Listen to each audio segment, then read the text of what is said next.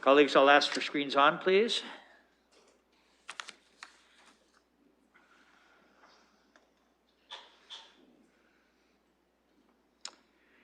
Pretty good looking crew.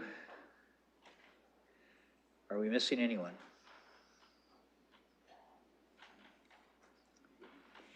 We may be, but I'll ask the clerk to confirm quorum. Through you, Your Worship, you have quorum. Thanks very much. Welcome to the 11th meeting of City Council. It's a virtual meeting held during the COVID-19 emergency. We would invite watchers to check the city website for current details of COVID-19 service impacts. Meetings can be viewed via live streaming on YouTube and the city's website. The City of London is committed to making every effort to provide alternate formats and communication supports for council, standing, or advisory committee meetings and information upon request. To make a request for any city service, please contact accessibility@london.ca or 519-661-2489 extension 2425. Colleagues, I'll look for any disclosures of pecuniary interest.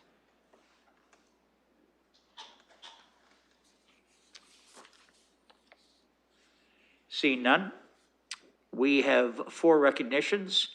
And to start, I'd like to call on, please, Councillor Hopkins.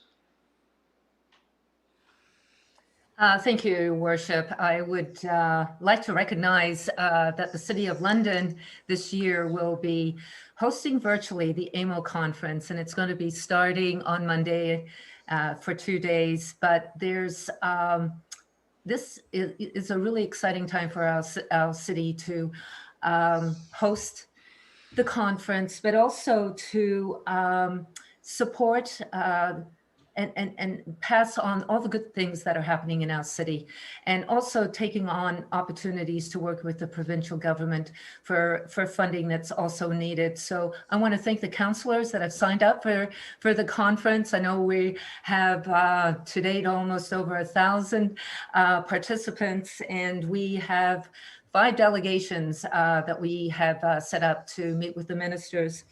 But as the virtual conference is going to be going on, we're also going to be showcasing a number of the musical events throughout the city and acknowledging all the great arts and music that is in the city.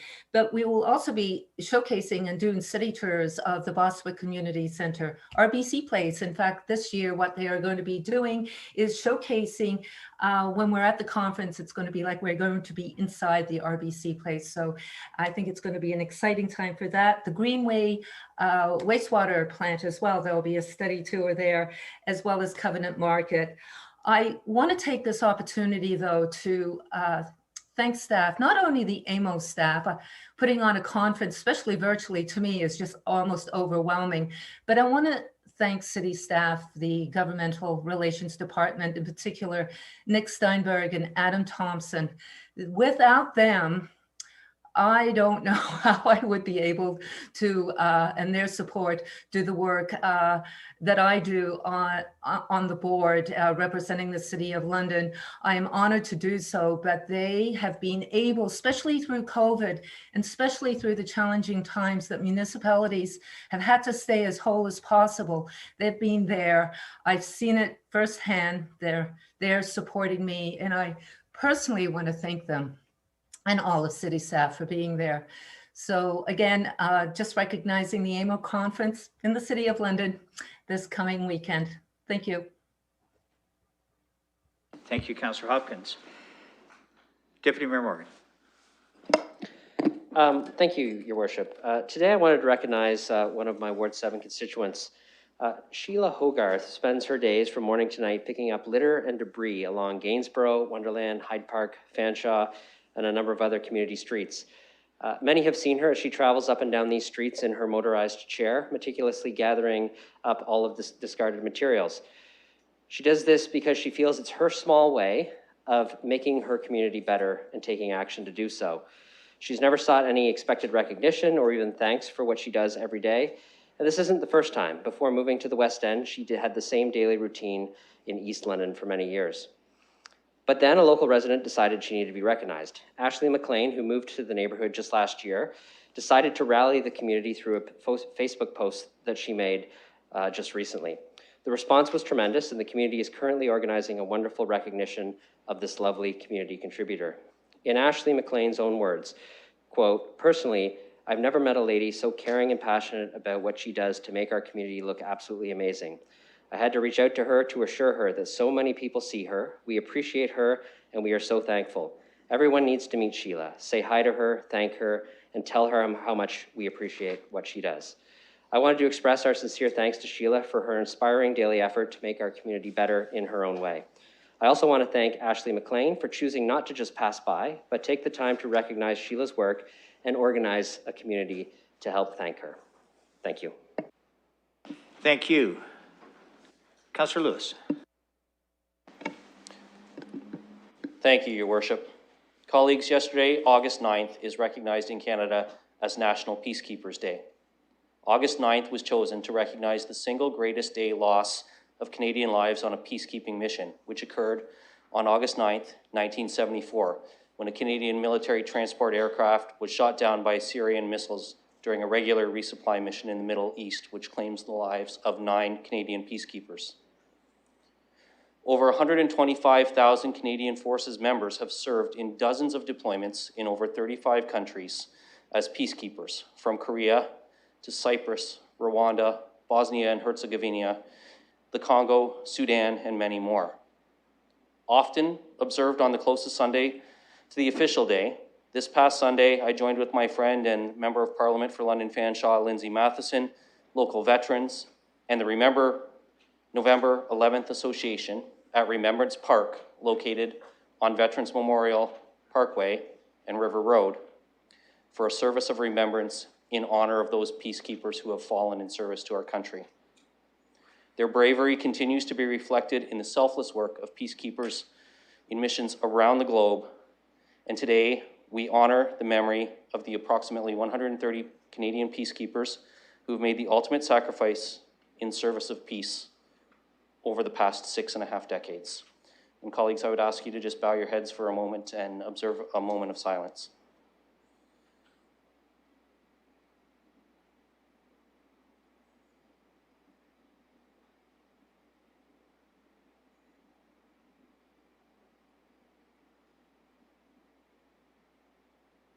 Thank you. Thank you. Colleagues, I have the honor to present the 4th recognition. It's been a few days now since the Olympic Games in Tokyo officially came to an end. And yet for Londoners, the memories created over those 2 weeks will last a lifetime. 14 athletes with ties to London competed in these Olympics, and literally from the very beginning, they put the rest of the country and the entire world on notice. One Londoner, Miranda Ayim, was the flag bearer for the opening ceremonies. 4 of our country's 7 gold medals were won by London athletes: Maggie McNeil, Jessie Fleming, Shalina Zadorsky, Suzanne Granger, and Damian Warner. As if that wasn't enough, Damian, now known as the world's greatest athlete, was our country's flag bearer for the closing ceremonies. When you put it all together, this kind of success by local athletes on the world's biggest stage is nothing short of incredible, historic, and inspiring. After some of the most trying times in our city's history, these athletes, all of them, brought Londoners together, instilling pride, renewed pride in our city. They gave us reason to cheer, and they provided individuals and families with memories that will live on forever. We are still the Forest City. However, we are also known now from coast to coast as Canada's Golden City. To their coaches and the families of our Olympians, your commitment to them was the difference. All of our local athletes, including those who did not reach the podium, represented our city and our country with honor, with grace, with determination. We will honor them all in the very near future as part of a community-wide celebration being planned by Tourism London. But for now, I felt it appropriate, on behalf of City Council and all residents of the Golden City, to express our appreciation for their exceptional efforts in Tokyo.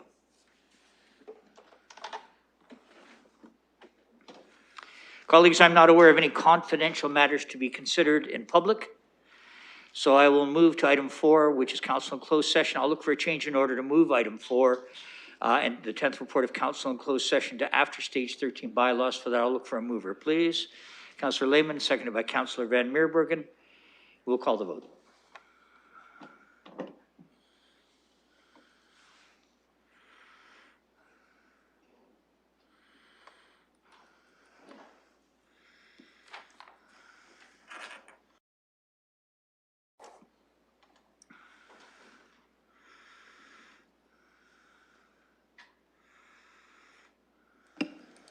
Closing the vote, the motion's passed, 15-0. Colleagues, in front of you, the minutes from the meeting held on July 6, 2021, and I'll look for a mover and seconder to put it on the floor. Moved by Councillor Pelosi, seconded by Councillor Hillier. Thank you. Any discussion? Then let's call the vote.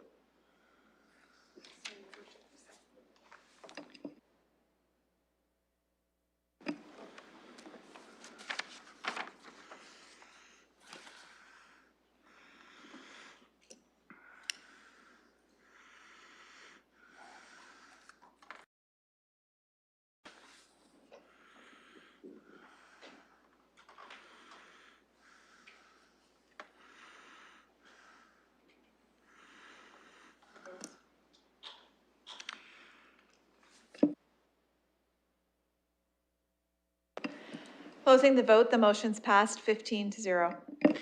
Thank you, colleagues. Communications, one dealing with the Oxford Wonderland Secondary Plan, second to do with 400 Southdale Road East, and the third to do with the Medway Valley Heritage Forest Environmentally Significant Area. So what I'll be looking for is a motion to refer those items to the appropriate noted sections of our agenda, and for that I will look for a motion moved by Councillor Pelosi, seconded by Councillor Lewis. Thank you. Let's call the vote.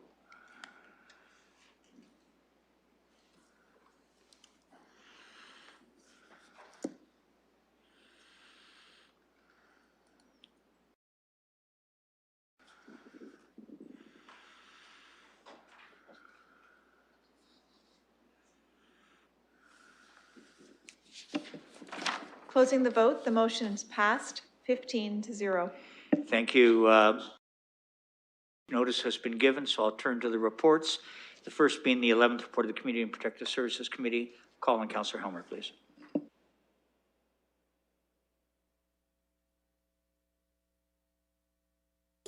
I haven't been made aware that anyone would like any of these items pulled separately. So I'm happy to put the whole report from the committee on the floor. We had a good discussion at the committee about a number of these matters. And, sorry, I'll just bear with me a moment. Councillor, I believe that Councillor Squire is one he wants to have voted on separately. Councillor Yes, Squire? item 8, 4.4. 4.4. Okay, so Yeah. Thank you. we'll ahead, pull 4.4. That's the recognizing the impact of hosting the assessment centers at Oak Ridge and Carling Heights. I'll put everything else on the floor.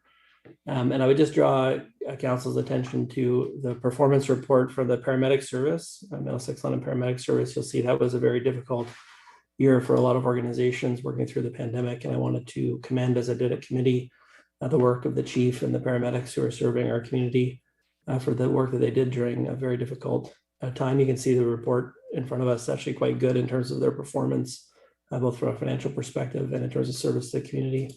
I just wanted to recognize that. And then there is an important letter from Lifespin and Mr. Laliberté, the Neighborhood Legal Services, about some of the issues we've been working through at the property standards level. And that was a receive for their letter, but I do think there's a lot in there for council members to consider. And I think we'll be dealing with some of those matters at future committee meetings. Any other comments on all items with the exception of 4.4 in the CAPS report?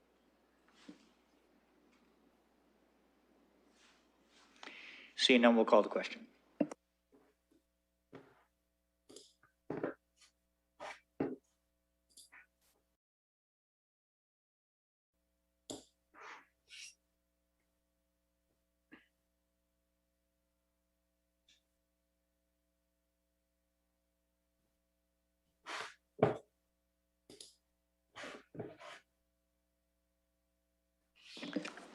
Closing the vote, the motion's passed, 15-0. Councillor Elmer. Okay, I'll put item 4.4, number 8. Recommendation from the committee was brought forward by Councillor Lehman, the mayor, and myself, and support that committee just to get started on the process of talking to the communities in around the Carling Heights and Oak Ridge centers, where we had the assessment centers up and running, and there's still one still going in Carling Heights, to see what we could do in terms of recreation upgrades to recognize the impact of having hosted those assessment centers for such a long period, especially at the beginning when there was a lot of traffic and lineups and very heavy usage of that facility. Thank you. Does anyone wish to speak? Councillor Squire. I respect the approach in the motion. It's not one that I share. I'm more in favor of citywide approach to COVID impacts that benefit the entire city. I think I've said that in the past, so not here to prompt any debate. I just want the opportunity to vote contrary. Any other comments? Seeing none, we will call the question.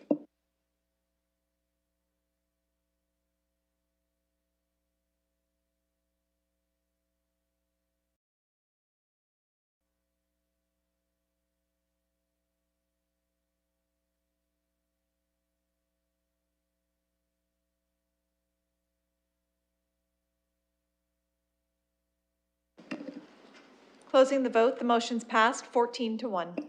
Councillor Hummer. Thank you very much. For the 13th report of the Corporate Services Committee, I'll call on Councillor Cassidy to present the report, please. Thank you, Your Worship. I would put the entire report on the floor. I have not yet heard from anybody about pulling any items. So let's ask that question. Does anyone wish any item voted on separately?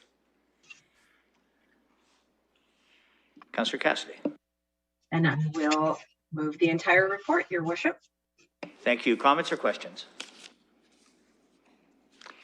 Deputy Mayor Morgan. Thank you, Your Worship. I wanted to make a brief comment on the staff report on the optional small business subclass summary and analysis. First off, I was at the committee, so obviously I support the committee's recommendation to receive the report and take no action on this. Although it sounds like a nice idea to be able to support small business, there was no funding assigned from the province. There were no details on how we would delineate small businesses from others. And because of that, all we would have before us is an option to shift the tax burden for an undefined group drawn with an arbitrary line to other tax classes within the city. And to me, that is not a solution that is viable at this time. And so taking no action on this for a period of time, I think, is appropriate. Other cities may pursue it. If they find a way to delineate the small business tax class and find a way to do this efficiently, we could always revisit it down the road. But for now, I see this as a non-starter, and I think the staff report was very thorough. I thank them very much for that, and I think the committee's made a good recommendation here. Thank you. Any other? Councillor Van Holst.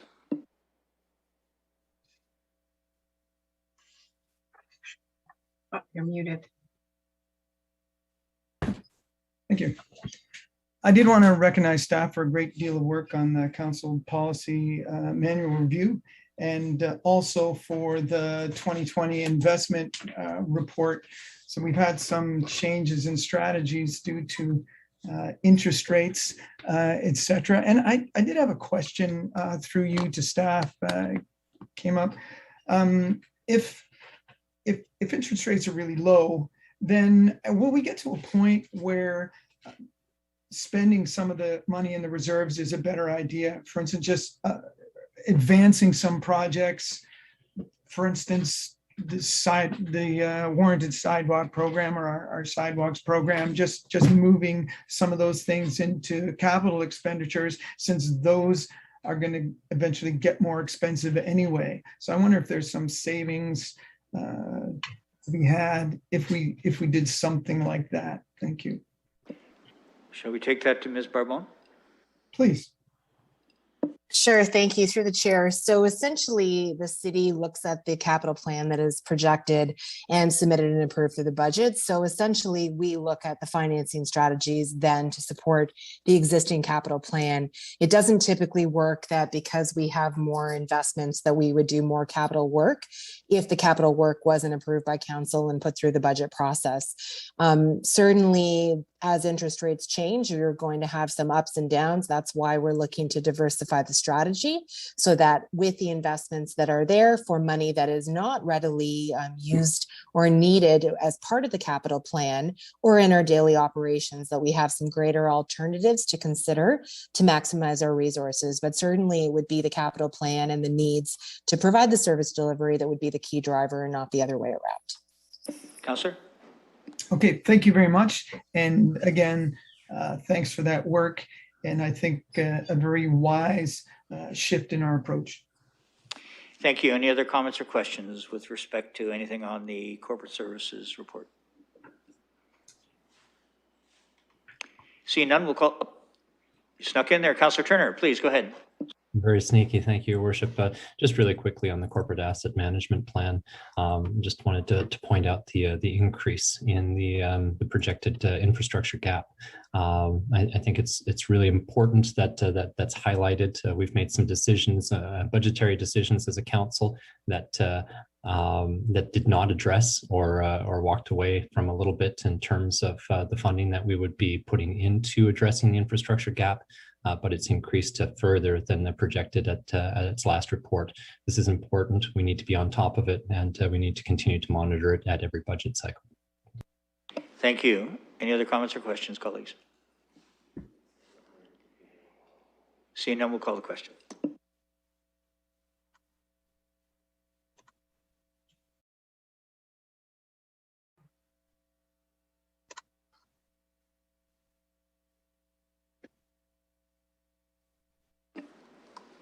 Closing the vote, the motion's passed 15-0.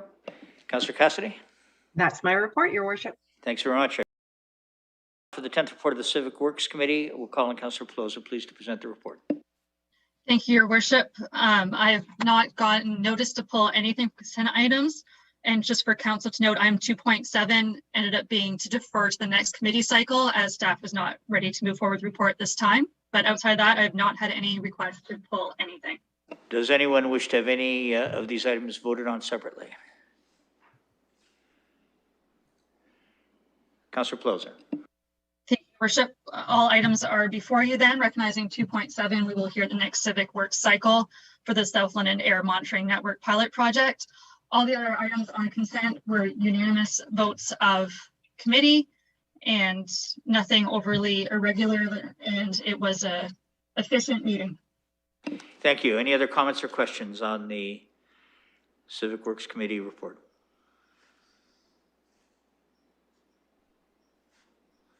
Seeing none, we'll call the question.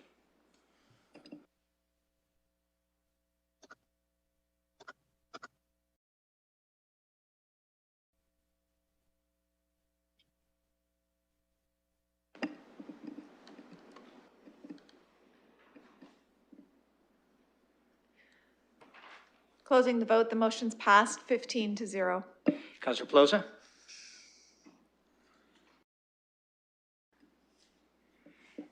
That's it for you, Councillor Pelosi, then? Thank you very much. I will now look to the 11th report of the Planning and Environment Committee. Councillor Squire, please. The two matters that need to be pulled are 11, 2.1. There was nothing, no recommendation came out of committee. And item 20, which is 3.6. Councillor Pelosi wanted to vote on that separately. Those are the two matters. The rest of it, I haven't heard anything else. Councillor Turner looks like he wants to pull. Does anyone wish anything voted on separately? Councillor Turner. Thank you, Your Worship, and thank you, Planning Committee Chair. Just with respect to 19 or number 3.5, I have some questions about it, but probably best to pull separately just in case. Thank you. Any other items to be dealt with separately, voted on separately? Councillor Lewis. Oh, sorry. Thank you, Your Worship. I just did want to draw to the chair's attention item 22, which was 3.8 on the committee agenda, Dearness Drive. It's my recollection that the committee forwarded that to council for a decision as we were hoping to get an update from staff on the Veterans Land Act implications on that one before.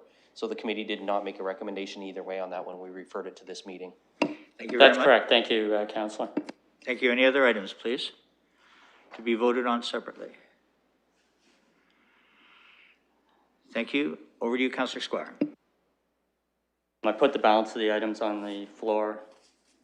Any comments or questions on all the items any of the items not pulled? Seeing none, we'll call the question.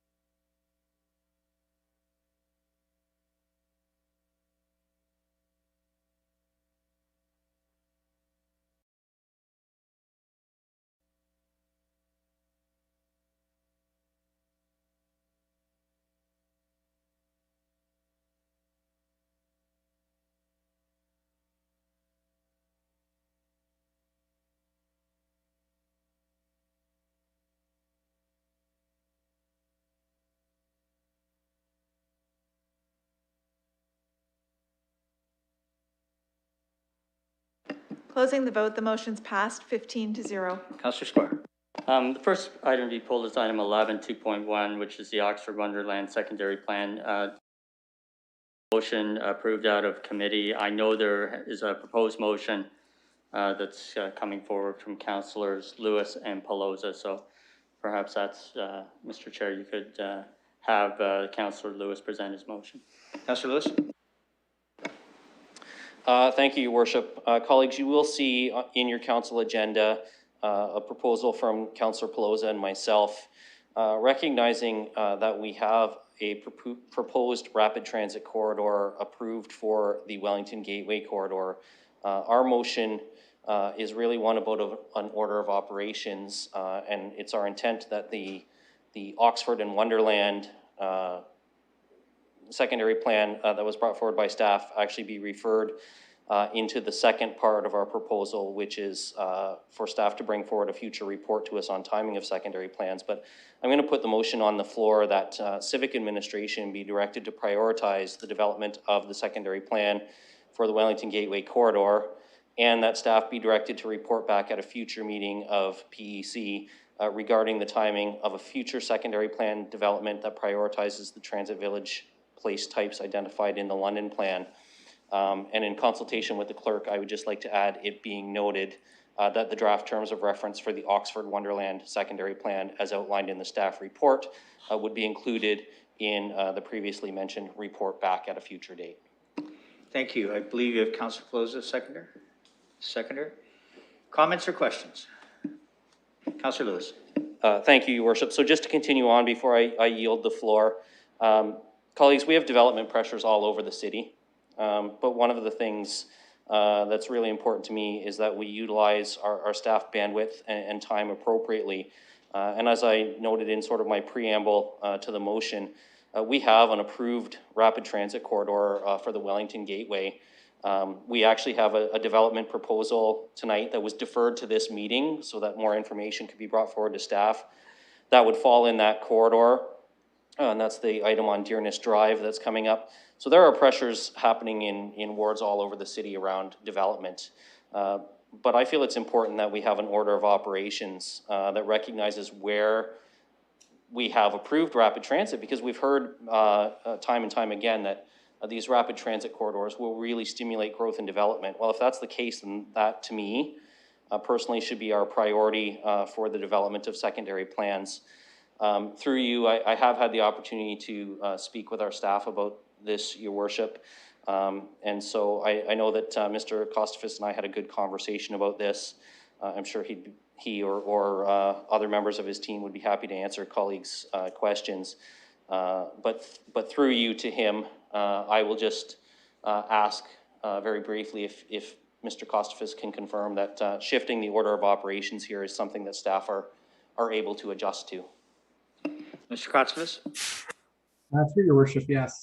It's obviously we'd like to get all the secondary plans done, and we will do them as time permits. But shifting the order does not adversely affect our business. We're simply responding to development pressures, but there are also development pressures down the Wellington Gateway as well. So so we're comfortable if this is the direction of council to do the Wellington one first and come back and give you an order of priority for the remaining secondary plans. I'll leave it at that. Thank you. Councillor Lewis. Thank you, Your Worship. So I'm just going to wrap up and say, you know, obviously all the secondary plans have some values in the neighborhoods where we're implementing them. They provide some important guidelines, although they're certainly not carved in stone, but they do provide some important guidelines around how development happens. And I think that they should move forward, but I think order of operations is important, and we can only do so many at a time. And so that's why I'm pleased to put this forward and having Councillor Pelosa's support. Obviously, the Wellington Gateway impacts her ward significantly, and I'm pretty sure that she might share. I won't put words into her mouth that certainly her constituents have concerns about development pressures there too. So I'll leave it at that and look to see what colleagues have to say. Thank you. Councillor Pelosa. Thank you, Your Worship. And to colleagues looking for your support on this tonight, as others around this horseshoe have had development being a long-standing occurrence in their wards, that you have well-established practices and residents are accustomed to it. It's not the case for Ward 12 and in South London. We have drastic amounts of sprawl, lots of opportunity for infill.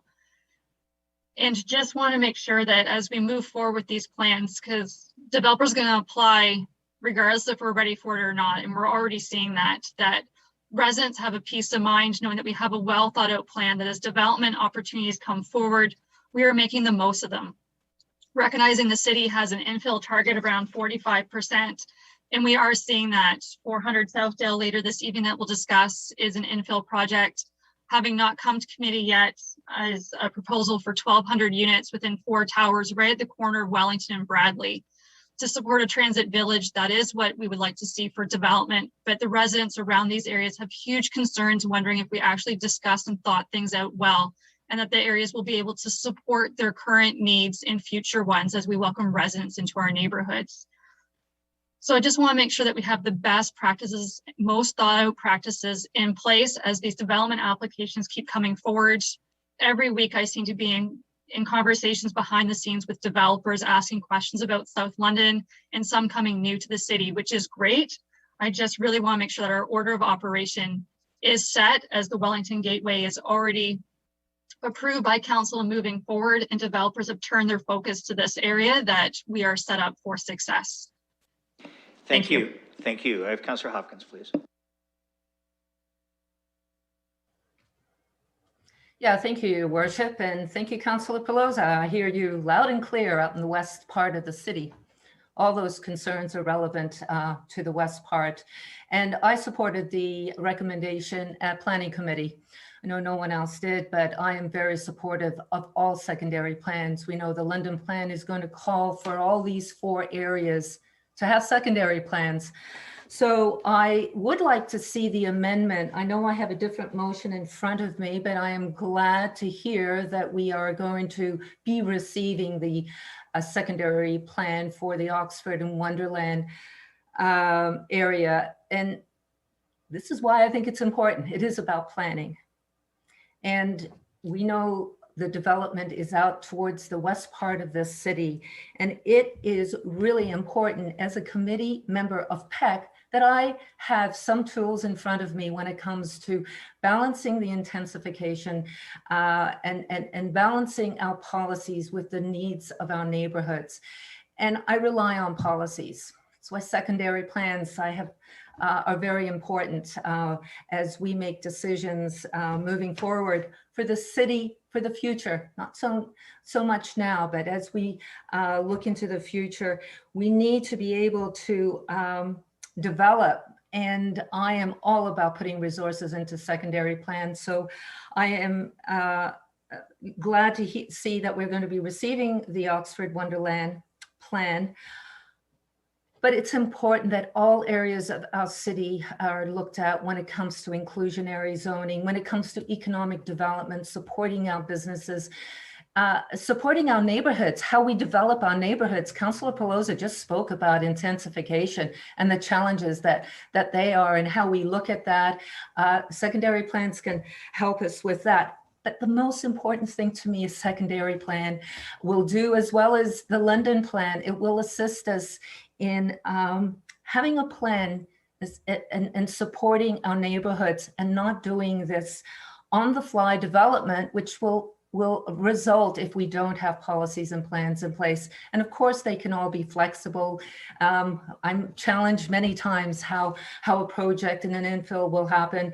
And I, again, have to look at our policies, how transportation is supported. We had 9 PPMs at our planning committee. And again, I was really relying on our policies to help assist me in supporting in intensification or not. So I am really interested in hearing other comments from my colleagues, but again, I would like to just get an update on what the motion exactly is. Again, I want to make sure I understand that we are going to be receiving the Oxford Wonderland secondary plan as we move forward with the plan to the south. Thank you. With that, I'll then ask the clerk just to repeat that back so it's clear to us, but it should also be It should be on your computer screen too, but go ahead, clerk, if you would, please. Thank you through the chair. Yes, it is available in eScribe. So if you refresh your screen and hit your current item, you should see the motion there.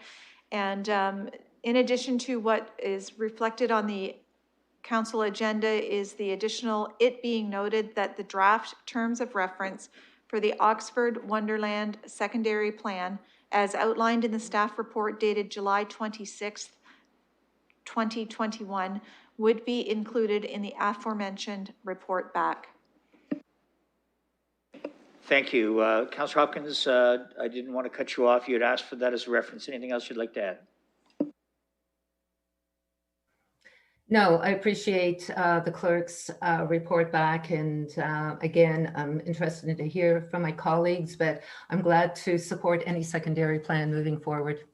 Thank you. Any other comments or questions? Councillor Cassidy. Thank you, Your Worship. I'm glad that something is being brought forward rather than just a rejection of the staff recommendation that was on the Planning and Environment Committee agenda. I just have a little bit of caution because I know that staff don't just pull things out of a hat. They would not have just picked Oxford and Wonderland for no reason. So I trust what Mr. Kotsivas has said, and I trust that staff see the high priority in both of these areas. But again, staff didn't just pick Oxford and Wonderland for no reason. A transit village is less to do with rapid transit and everything to do with a coming together of high transit activity, a large commercial node, a high concentration of jobs, and residential development as well, including interest in developing more residential units. Staff went ahead really as quickly as they could with the Masonville area secondary plan, knowing that it was not a leg that went through for funding from the other levels of government, knowing that development of a rapid transit line would not be happening anytime soon on the Richmond leg. But despite that, there's an amazing amount of interest in development there. And in fact, this very city council approved a 15-story apartment building on 230 North Center Road. If you want to see what a secondary plan does, how it offers protection for existing residential areas, look at the Masonville draft secondary plan. On page 10, it shows the 230 North Center Road site. This is where this city council approved a 15-story apartment building. If the secondary plan had been in place, the maximum height on that site would have been 8 stories. And I invite you to knock on any door in the single-story townhouses on the south side of North Center Road that are directly across from this new development that hasn't taken place yet. Ask them if they wish the secondary plan had been in place, and they will say yes. The second part of the Masonville area secondary plan is Cadillac Fairview. We're in preliminary talks with staff and actually brought a development application forward, which has since been put on hold. And they were looking at multiple buildings, 3 of them, I believe, 22 stories in height. So this is what a secondary plan does. It helps through policy, it helps us to guide where that development will take place, because right now at these transit villages, heights of 22 stories are allowed. So if an application comes through tomorrow at Oxford and Wellington, anywhere in this zone that's currently zoned this way, they could possibly see a 22-story building go up. Whether it's something that makes sense in that particular location or not, it's the zone, it's allowed. So these secondary plans offer protection because it helps us to guide the development in a more holistic way. I am a big fan of secondary plans. They have been appealed to the Ontario Municipal Board, and the City of London has been successful in defending those appeals. So I always will trust staff when they give us their expert opinion on how they think we should proceed. Having heard from Mr. Kotsivas, I am inclined to support this motion that is on the floor, but this has Nothing really to do with rapid transit per se. And it's more about that combination of transit, commercial activity, residential, and the high demand for increased and intense residential development. It's about controlling how that development happens. Thank you. Any other comments? Councillor Squire. I've listened to Councillor Cassidy and Councillor Hopkins. They're absolutely right. That's the purpose of a secondary plan. That's why we want to have secondary plans. The unfortunate thing, and I'll be blunt, that was not what was conveyed to the committee by staff on the last meeting. So I would urge staff to listen to what the councillors said, what other councillors have said, and take it to heart. Councillor Turner. Thanks, Your Worship. Briefly through you to Mr. Kosofis. When you described development pressures, what exactly were you talking about? Through Your Worship, it had been identified that there were development pressures that led to the need of a secondary plan at this location first, as opposed to the Wellington and Southdale area. Could you characterize a bit of those demands that we might be seeing from industry, and how we might be able to respond to that best? Mr. Kosofis. So through Your Worship, so there were in both locations, actually even in the Wellington Gateway area, there are there's still development applications, development interest, I guess, when I speak about development pressure, that we just want to stay ahead of the curve on. Councillor Pelosa mentioned some of the interest that's in the south. We've had interest in the Oxford, Wellington, or Wonderland area. York Development has some interest and has an application in as well. So there are, in both areas, I would characterize them, they're very similar in terms of the, I use the term loosely, but development pressure, development application, development interest. So that's why I think we felt initially that the Wonderland Oxford was the first study we would do, the first secondary plan we would do, but we're given that the direction council would like to go, and also that there is a lot of interest in the Wellington Gateway area. We're quite comfortable in shifting from the Wonderland Oxford to the Wellington Gateway. Councillor Turner. Thank you, Worship. Through to Mr. Kosofis, I appreciate the response. And at this point, there is no direction from council as to which one is preferred. There's a discussion at committee, but it's being discussed now. The West London development pressures, we had some discussion recently about ward boundaries, for example, and the growth in the West End. And we're probably, especially in the Northwest, in that corner of the city, seeing the largest growth plans happening right now, and the largest, I would argue, probably those largest pressures. So I am a little curious in terms of those prioritizations. I recognize both need to be done, and we'll have to do all four at some point. I'm not completely seeing the logic at this point of moving away from the Oxford and Wonderland one. In terms of traffic congestion, I would say it's probably the highest traffic congestion point in the city. In terms of high density, it's probably one of the highest density places in the city outside of the core. We have significant amounts of towers, especially when you add the Proudfoot area into there. And we've seen a significant amount of commercial development there, which we aren't seeing in the Southwest or in the South at this point right now to the same degree. The development of the northeast corner of Oxford and Wonderland has gone by leaps and bounds in a very short period of time in terms of an infill parcel. I'm not seeing that in the South, so I'm struggling a little bit to see the logic.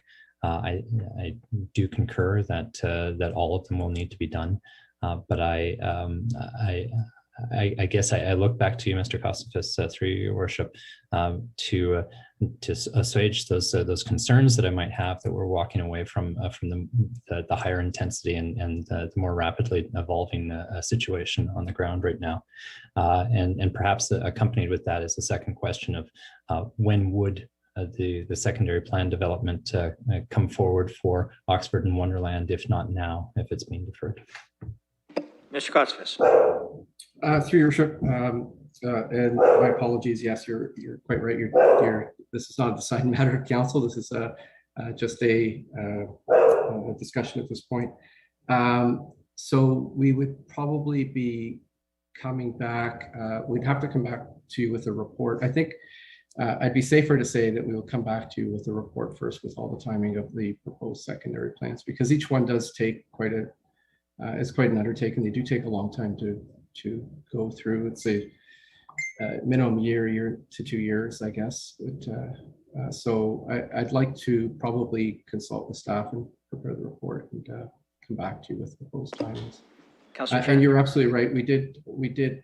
The reason we did bring back Wonderland and Oxford first was because of the significant growth in the West End, but that's not to downplay what's happening at the Wellington Gateway area as well. Thank you. Councillor Turner. Thank you. I appreciate those answers. Given that, I'm not supportive of the shift. I think we should be proceeding with the Oxford and Wonderland first, and then we can proceed to the Wellington South. I recognize the desire of Councillor Pelosa and Councillor Lewis, recognizing that we are proceeding with the south leg of BRT into the Wellington Gateway. However, a secondary plan, a transit village secondary plan, is not predicated on rapid transit. It's predicated on intensification and how we coordinate commercial and residential development and traffic patterns, and make sure that adjacencies are done thoughtfully and done in a stepwise manner. So in terms of order of operations, for me, there's no question that the order of operation that's needed is Oxford and Wonderland before the West, for the South. And the incorporation of the terms of reference from Oxford and Wonderland into the South, that doesn't mean that we're moving on the Oxford and Wonderland at this point. To Councillor Hopkins' inquiry, it means it's being set aside for right now, and it's just taking those terms and putting them into the Southern terms of reference instead. 30 seconds, Councillor. So I'd encourage my colleagues not to support this and to support the staff recommendation instead. Thanks. Thank you. Any other comments or questions? Councillor Elmer. Thank you. Through the mayor, I think I know the answer. I can anticipate what the answer might be, but I think it's important to ask, is it possible to do both at the same time or close or together? I know that planning staff have a lot of work on the agenda. They've got to take on a lot of projects. These two secondary plans are both important in terms of focusing intensification in the transit villages. And the sooner I think we start talking to the property owners and the residents who live in those areas now about what exactly they want to see, both in the South and in the West, the better. And so I think it's worth asking about, can we do them sort of overlapping or concurrently rather than, one after another? Mr. Kostifis. Through your worship, although I'd love to say yes, I think it might be a bit challenging, and I'm going to actually maybe ask Mr. Barrett to weigh in because it is his staff that would be undertaking that work, just to make sure there is capacity for that type of endeavor. Go ahead, Mr. Barrett. Thank you. Through your worship, just to echo Mr. Kostifis, certainly to run them concurrently at this point would be a challenge. We are having some staffing issues. Also, as was also referenced by Councillor Hopkins, there were 9 PPMs for planning applications at the last PEC. So there's a high application load on, and we've actually been redeploying staff resources to help address those demands. So trying to pick up 2 of these significant studies concurrently would be a challenge. We do see some light at the end of the tunnel. We do see some brightness on the horizon, and I think that we could probably address or give a better indication of the timing and our ability to address these as part of the council's direction that's being discussed tonight, that's asking us to come back with some comments on the timing of these reports and these projects. Councilor Elmer. Thank you. Yeah. So I thought the answer would be, because I know that there's shorthanded a little bit in planning and a big workload to begin with. A great problem to have, I guess, with all the development interest in the city, and keeping up with the applications on its own is a lot. I guess maybe through the mayor to Mr. Barrett, when do we think is the earliest, reasonable time we might get a report back about the timing of those other secondary plans? Do we think it's later, like next cycle, or do you think it's a couple months down the road? Mr. Barrett. Thank you, Your Worship. We could probably be back on the whole timing issue, and also looking at a draft terms of reference for the Wellington Gateway in the next quarter, sometime later in the fall after the summer, and certainly as we start to, that would also give us a better opportunity to see what opportunities we see opening on the horizon with respect to resources and where we are on other big things on the work plan. Councilor Elmer. Okay, well, based on that, I'm comfortable supporting the motion that's in front of us. I'm in favor of accelerating the work on the secondary plan in the south. I think the sooner we get going on that, the better. I think there is lots of development potential and infill possibilities in and around the transit village place types in the south. And I think we're kind of behind the 8 ball in terms of getting going on that secondary plan now. So anything we can do to accelerate that, I think, is good. I'm very keen, similarly, to see the Oxford Wonderland secondary plan go ahead right away. I was just talking with York Developments about their plans for that area last week, and they're ready to go. They got lots of ideas about what can be built out there. And what I'd like to avoid is dealing with a whole bunch of individual applications over the next couple of years, and then starting a secondary plan and finishing it after half the area has already been built out. This is already an area that is very intense. It's one of the highest intensity residential areas of the entire city at Oxford and Wonderland. And the part that is going to be unlocked, the development potential that will be unlocked just east of there on the ESAM lands, is tremendous. And so it's already very congested. It's already very intense. There's lots of development pressure. And we're going to have a lot more housing built on the north side of Oxford in the not too distant future. And so I think the secondary plan there is like urgent. It's not just like needed, it's urgently needed. And the sooner we talk to the property owners about that and the residents in that area about what they want to see, exactly what kind of heights they're comfortable with and where and what kind of uses, I think that's going to be really great for that area. And it's going to help make the growth that's going to happen one way or the other much more successful than if we wait. If we wait too long, we're going to really miss the opportunity. We'll be coming in for a secondary plan after everything's already built. And people are going to look at us with a kind of funny look. So I'm keen to see them both happen. And if it's a matter of a couple months to get a report back, get going on the south one, I'm supportive of that. Thank you. Councilor Van Holst. Thank you, Your Worship. So I'm thankful for and inclined to support the motion. And the next cycle, I was actually considering coming forth and asking staff to take a look at the gateway, because there's special opportunities there in light of the fact that we own now so much of the property, having bought up much of the Wellington Road already, and we're pursuing more purchases there. That gives us some opportunities, and in terms of perhaps affordable housing, maybe an extension of the Thames Valley Parkway. But I think there's some interesting possibilities that were there. Be nice to be looking at those too.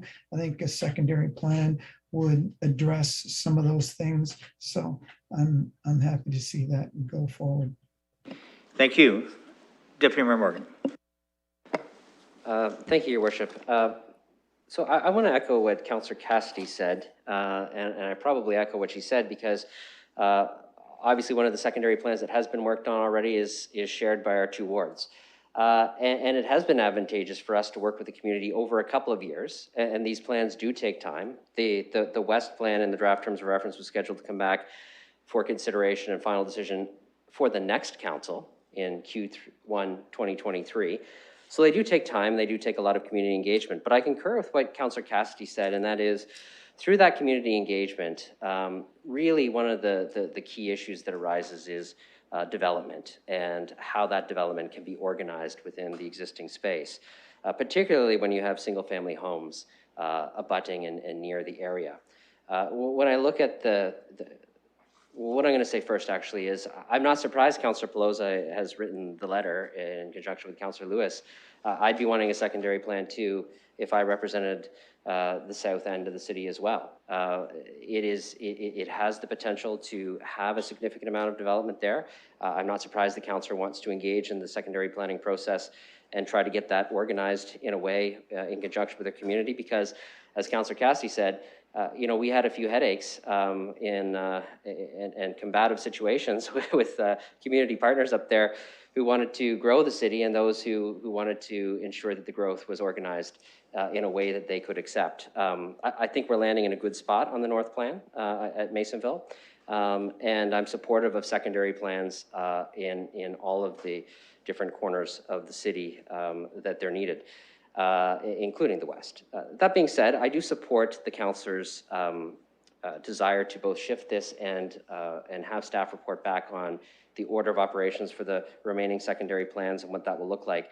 You know, when I look at the West, it is a very intense and densely populated area within the planning construct already. And there isn't a lot of land left for increased intensification unless you take down some of the existing increased density. There are certainly areas to develop, absolutely 100%, but the York property and others where you're existing on, or potentially building on existing parking lots, is not going to have the same sort of conflicts that I think Councillor Cassidy and I faced, where it's immediately abutting neighborhoods. And so I am interested to hear what Councillor Lehman says as well. It seems to me that it's his ward that has the properties that abut the single family density. But I hear what Councillor Pelosi is saying about her desire to have this. Frankly, I think we're going to end up doing all of them, and I think we're going to have to do all of them as quick as we can. I understand the staff resource restraint question, and I know that we can only pace it as in a certain way. And I also need to know we have to be careful and cautious and considerate of the public engagement. The feedback we got in the most recent draft of the Masonville secondary plan, I think, was very positive. And that is because of the level of engagement that staff had the opportunity to do with that community. So, you know, we're going to have to get started on a bunch of them. We're going to have to be conscious of staff's resources and their capacity to move forward. But I support the councillor's option because it allows all of them to proceed at some point. And I see the staff is not immediately and strongly in opposition of proceeding with the South first. I think there's, you know, both could have happened. The order could be one way or the other. There's probably strong arguments for both ways, and I'm happy to proceed this way. But I am interested in hearing what Councillor Lehman says as well. Well, then let's ask Councillor Lehman. Thank you. You know, I think what has bubbled to the surface here is the importance of secondary plans. And I absolutely think that that is key to planning development. Important areas in our city, which of course Oxford and Wonderland is one of them. As was mentioned, it is the busiest intersection right now. There's been a lot of development in the west, but especially in the northwest. And this is precisely why I think we need to be very clear in the terms of reference for the secondary plan to come forward to have a good, honest debate and discussion with residents and councillors and all those interested parties, developers, et cetera.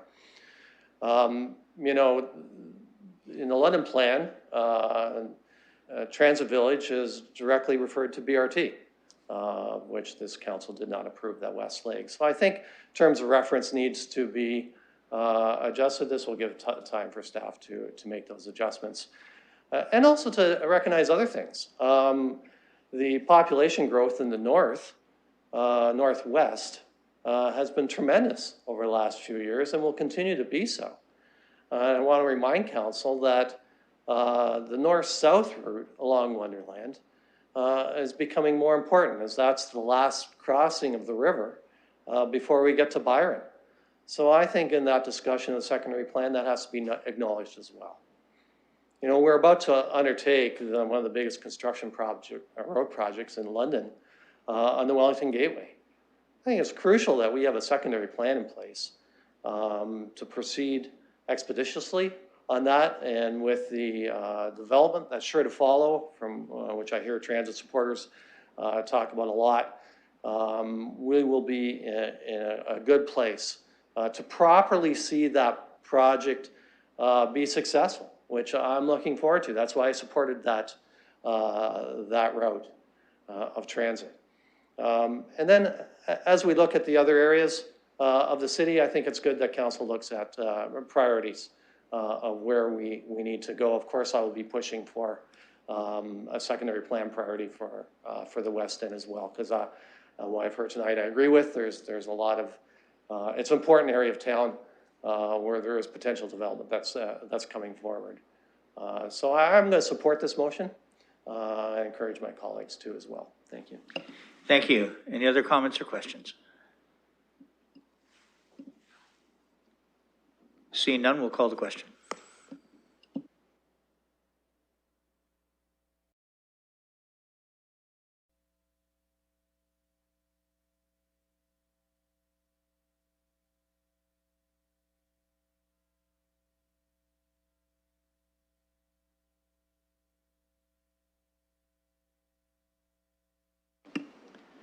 Closing the vote, the motion's passed 14-1.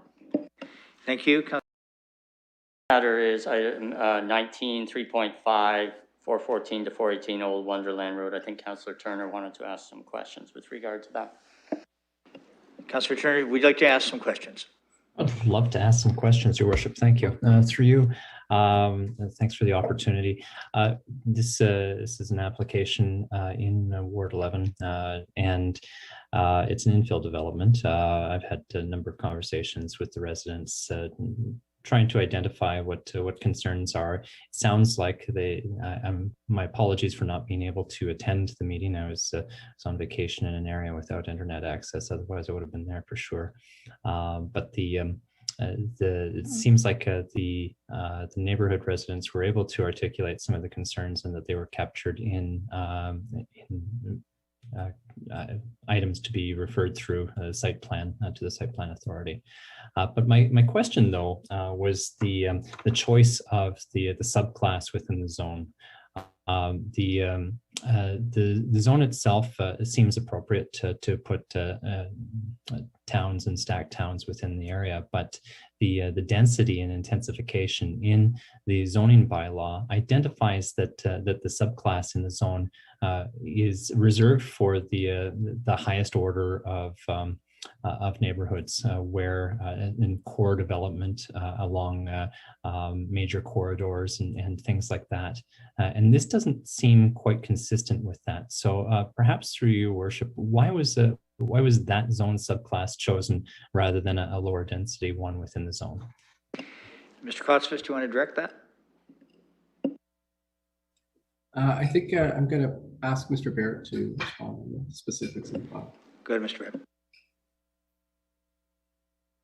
Thank you. Through your worship, I'm just trying to pull up the zoning bylaw now.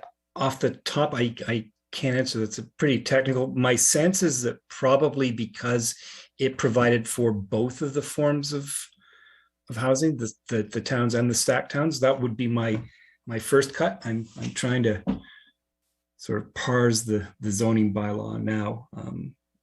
If there's another question that somebody else or that you've got, and I can try to think about this one. We'll stay with Councillor Turner for the moment. Go ahead, please. Thanks. My apologies. I would have it up for you for chapter and verse, but I'm running off of one computer and one screen today, so I'm a little limited. The property itself, I think the concerns are more ones of adjacency. They're the ones we typically hear when we see infill development within neighborhoods. I've chatted with the residents, and I've identified that there are a couple other condo developments in close proximity on Teeple Terrace that are similar in nature, but the question of lot lines and setbacks from those lot lines are the same ones that we've heard up on Fanshawe Park Road or other places in the city. And I think the question is appropriate to what level of density and intensification. This isn't a high density, but to go for the highest density opportunity within the zone was one that popped out at me when I was reading the zoning bylaw, and seemed to kind of challenge and be a little bit inconsistent with what our zoning bylaw had indicated for that subclass. So was that just trying to give Mr. Barrett buying time to look for his information, or did you have a question in there, sir? Yeah, no, it was kind of like the draw it out piece. So yeah, I'm not sure if I was successful in that though. Mr. Barrett, does that give you sufficient time? Still scrolling, Your Worship, but my sense is, again, and I'm looking at this within the R5 zone variations. The R57 does provide for the highest level of intensity, as the councillor has indicated. The whole R5 family provides for the town and the stack town, so that would be the reason for it. For the R57 itself, again, I apologize, I'm going to have to go back and do a little bit more parsing through the report, but the family is the reason, because it allows for both of those forms, but for the R57 as the recommended zone that provides for the 60 units per hectare, I'm going to have to, I apologize, continue to do a bit of digging. Councillor Turner, any other comments? Perhaps just a general comment. One of the other places that we find ourselves nosing up against the neighborhoods and concerns, or when we do these, we increase the intensity further, and on top of that, we grant special provisions. So we shorten the side yard and the rear yard setbacks, and part of our zoning bylaw and the way it's constructed is to provide adequate separation between adjacent properties. And so when we not only go to the highest density within the class, but then on top of it grant special conditions on setbacks, that ends up creating a bit of I think we've granted the highest density already in recognition that that there's the ability to put more density on there, but then we go one step further. And I guess perhaps my question through Your Worship is why do we do that, and not just to say, okay, you've got the density that you're looking for, and let's abide by the general requirements of the zone. Mr. Barrett?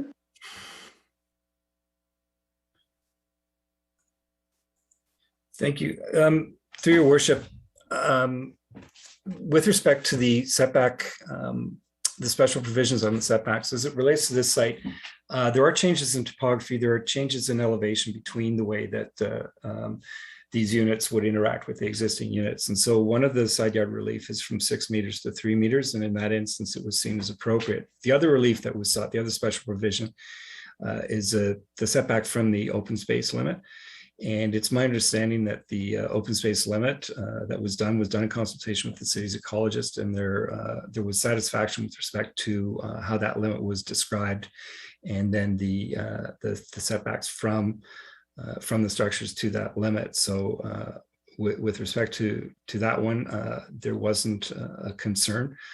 The councillor is correct. When these provisions come in, they do provide for a level of intensity that is greater than is contemplated by the base zone. But again, these special provisions relate to the decks and not the structures themselves. And in many instances, when we've got these forms of development, particularly where there's topographical change, there is the desire to have the decks, and the decks are included for the purpose of zoning, the same as the structure, and that's what these special provisions relate to. So these setbacks, in fact, aren't increasing the intensity. They're dealing with the decks and the encroachment of the decks into those yards. With respect to the overall density, again, and I apologize, I didn't have the heads up on this one to be able to try to parse this, but it's my sense that the development that is proposed, the way that it is configured on the site, the separation from the adjacent units, and recognizing that in fact there are undeveloped lands to the west, to the south is another cluster development. That the intensity that was provided for with this increase with the R57 as the base zone would seem to be appropriate in this instance with respect to the forms of development and the configuration of the site. Thank you. Anything else, Councillor Turner? Yeah, thanks. My apologies to Mr. Barrett. It's been a busy couple of weeks, so I haven't been able to hop in front and get some information out to folks beforehand.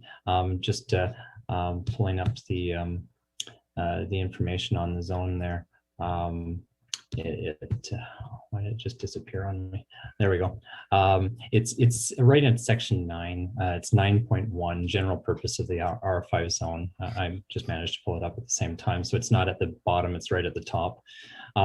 It states density provisions range from 25 units per hectare, designed to accommodate town housing development adjacent to lower density areas, which I would describe this, to 60 units per hectare for inner city areas and locations near major activity centers.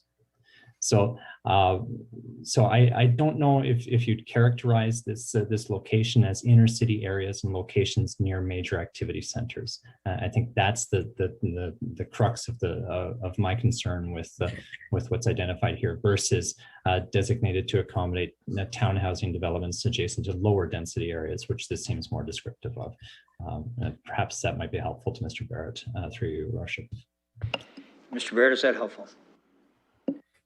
It is, and I thank the councillor for that reference. This is something that will be addressed when we go through the Rethink Zoning project. The general purpose intent, I think one must understand, for these zone variations are written to reflect the policy basis of the 1989 official plan, because that's what this zoning implements.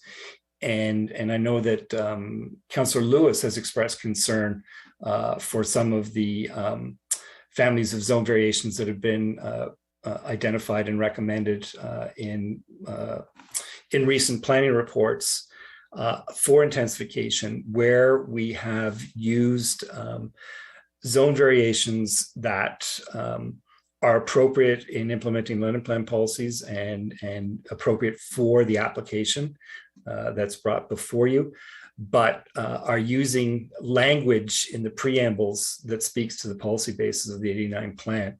And that is part of something that we will be looking at. And I know that I've had this conversation with Councillor Lewis, because he does raise it a number of times, and appropriately so, when he says, but this is what this zone says, this is where this is supposed to be used.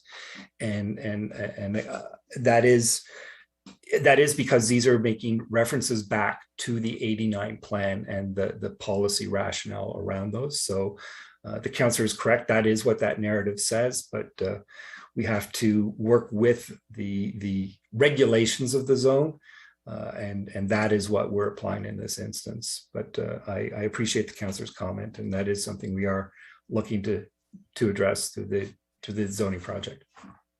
Thank you. Councillor Turner, 30 seconds if you'd like. I'm good. Thank you very much.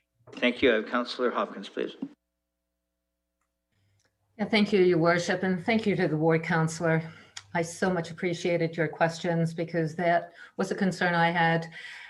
At Planning Committee, I didn't support the application. I still think that high order of density is a concern, as well as this development being, to me, in the heart of it. If you have gone down and seen the site, it is in that middle, and infills are challenging. I think as a ward councillor, it has a number. How do you balance? And I need to obviously see the policies, but why did we go to that high order?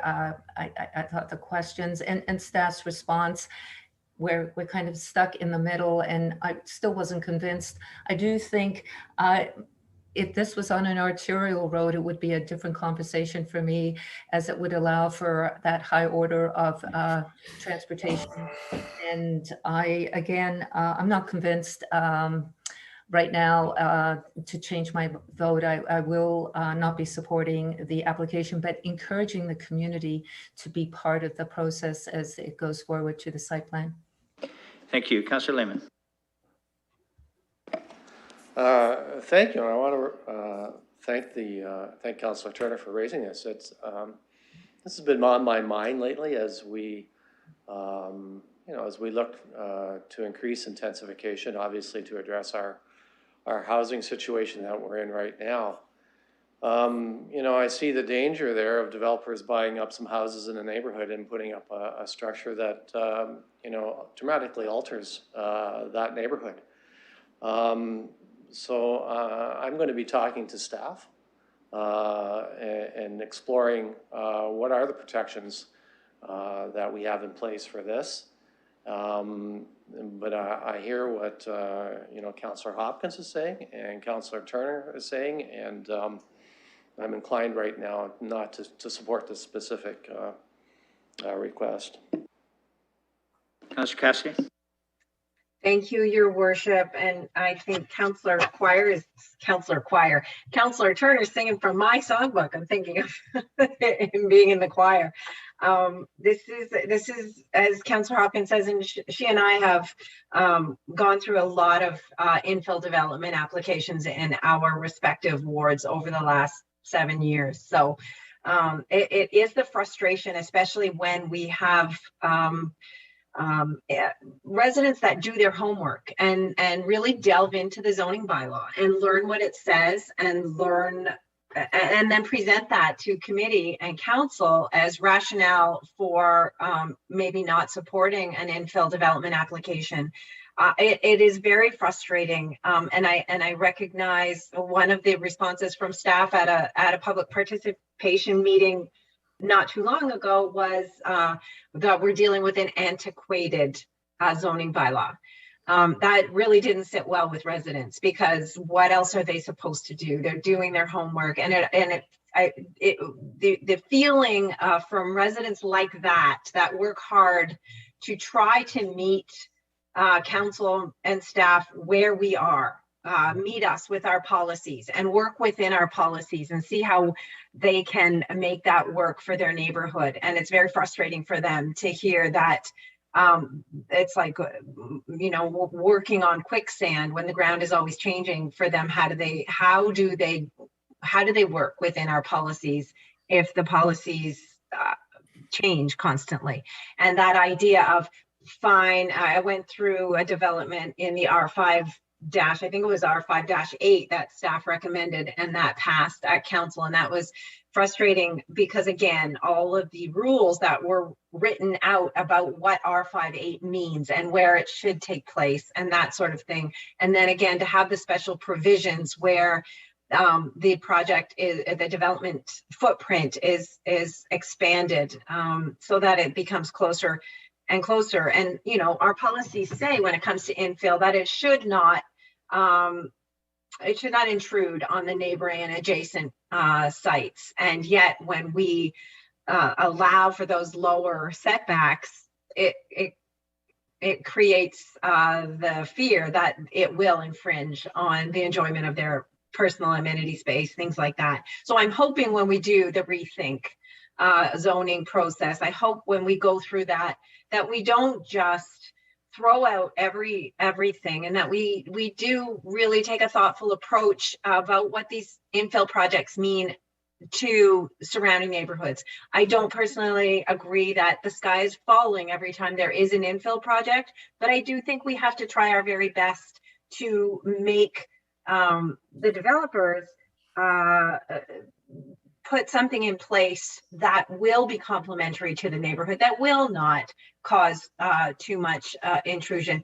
Looking at this site here, seeing the residences all around it, it's actually ripe for an infill development. Absolutely. I think we have to do a better job of pushing back on the applicants, pushing back and saying, this is the zoning bylaw.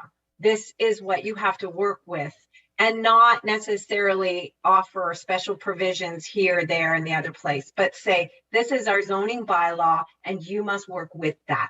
I think that's the place where we need to go. Thank you. Any other comments or questions?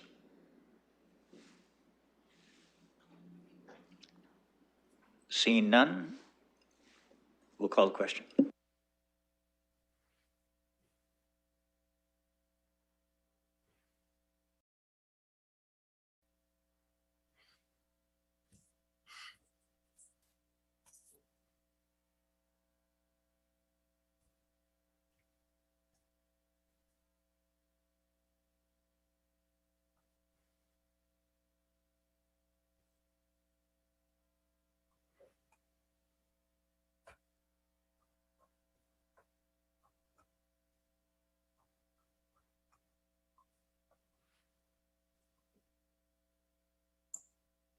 Councillor Kayabaga.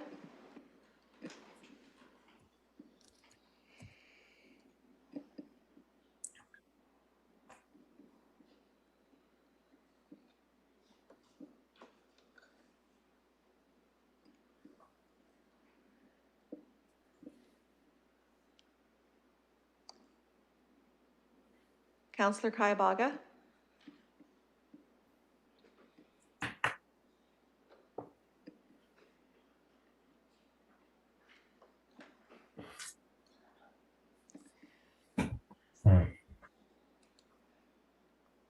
Closing the vote, the motion is passed 8-6.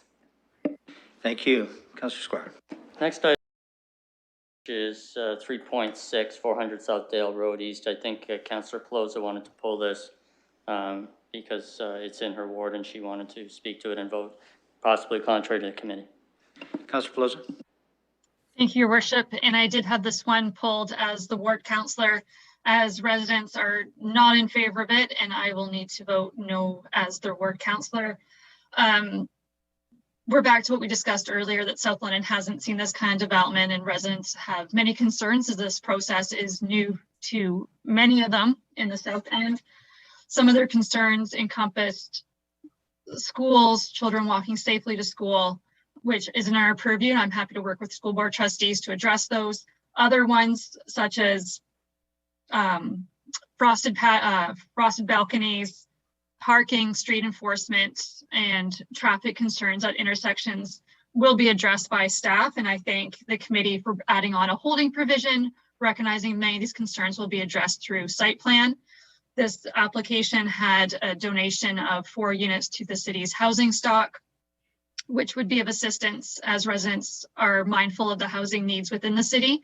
So as ward councillor, I will need to vote no on this. And that's my comments, Mr. Chair. Thank you. Other comments or questions?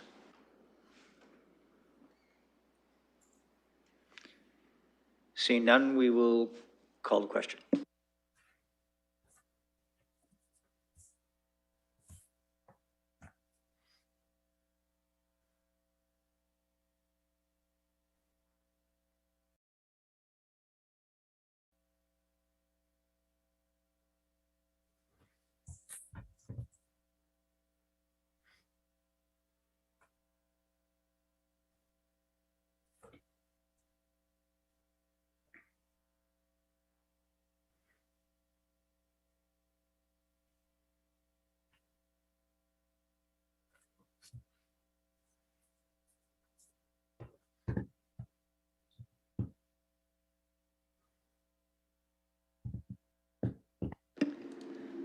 Closing the vote, the motion's passed 13-1. The last item to be pulled is item 22, 3.8, 1047 to 1055 Dearness Drive. This matter was, no decision was made on this matter. It was put over for council to make decision after receiving legal advice on the Veterans Land Act. I would suggest that that advice should be given in camera.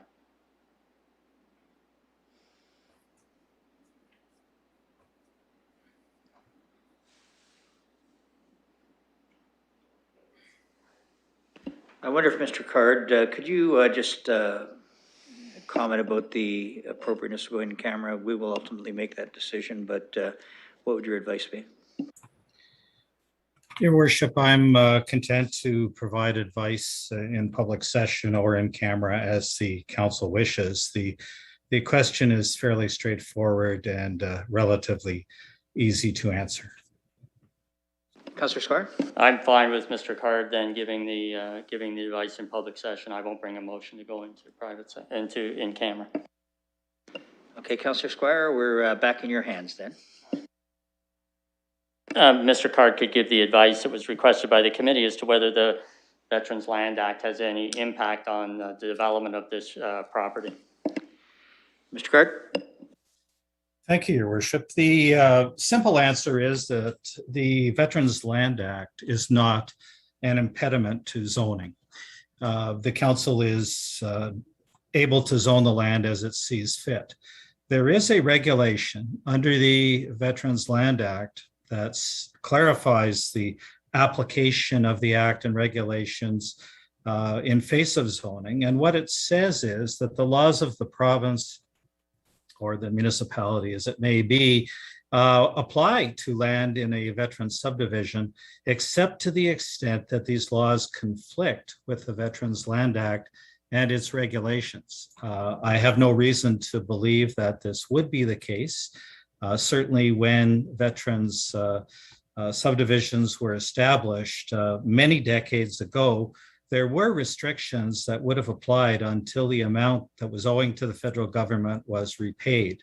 It seems unlikely that any of those restrictions would apply today, but even if they do, those restrictions apply to the owners of the land and do not impair the zoning. So somebody who wishes to develop or wishes to assemble properties will have to deal with this issue, but it is not a present concern of the council. Thank you. I'll take it then back to the chair. That was the advice that was sought by the committee, and now that we've received it, happy to put the matter on the floor.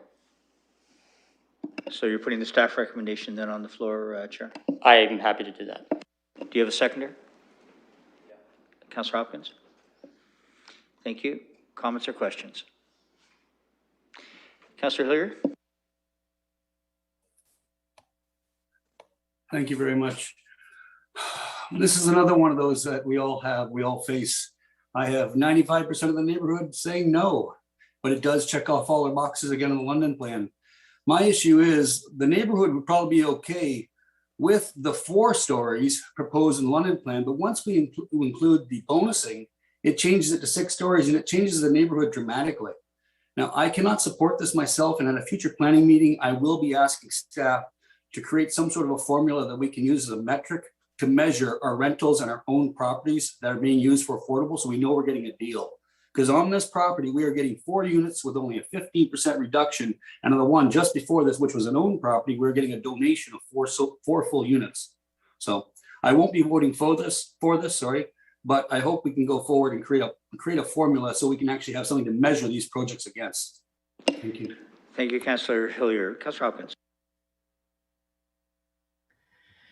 Thank you, Your Worship. I was happy to support the application at committee, and I'll be doing so. So this is where infill should happen. Arterial roads. There is affordable housing. There is a transitional component to this. I know I heard there was a lot of residents coming out to the public participation meeting, but the fact of the matter is this is where intensification should and can happen. So very supportive of this going forward. Thank you, Councillor Turner. Thanks, Your Worship. I recognize the concerns of the ward councillor. I'm glad he has the same concerns about ensuring that we get the best value for bonusing as possible. It was the issue that I raised when we took a look at the Bankers Row development, and was the reason I voted against it in that circumstance. In this case, I think the bonusing is probably appropriate. It's a small development, so the opportunities are limited as compared to a larger development to achieve those bonusings and achieve deep contributions into the public good here. The question I had actually through Your Worship is just if I might, I guess I'm a little perplexed as how the Veterans Land Act question came into play here, and I wasn't at the committee, so I don't quite have the background on why that was even a concern. This is the first time in 7 years that I've ever heard that come up. I'll start with that, Councillor Turner. I know that there was discussion around it, which is why it was referred for reference in terms of whether the Veterans Land Act did apply. And there was some dialogue that took place in the committee where that came up. I'm not sure if any committee member recalls or wants to speak to that. But I know I did, when I heard that as a reference, I thought it was appropriate that we acknowledge and verify that this had no impact. So that's, I can tell you the process by which it was referred, but the actual specific of how we came up with the issue of the Veterans Land Act, I don't recall right at this moment. But if anyone else from committee wants to, Councillor Squire, go ahead.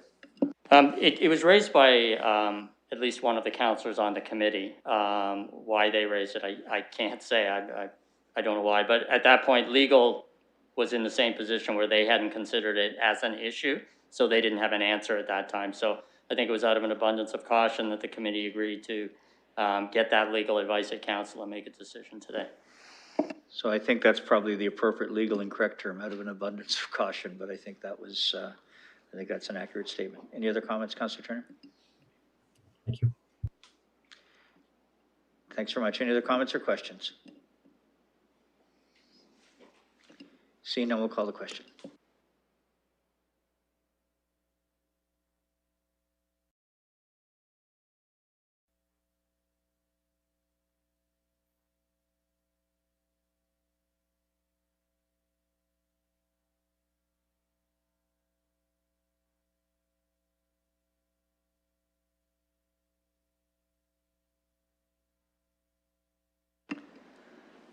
Closing the vote, the motion's passed 13-1. Councillor Squire? That's the committee report. Colleagues will now turn to 8.5, 11th report of the Strategic Priorities and Policy Committee. I'll call on Deputy Mayor Morgan, please. Thank you, Your Worship. I do know that one colleague would like number 7, which is 5.1, consideration of vaccine mandates, pulled to vote on separately. I'd like to see if there's anyone else who would like something voted on separately.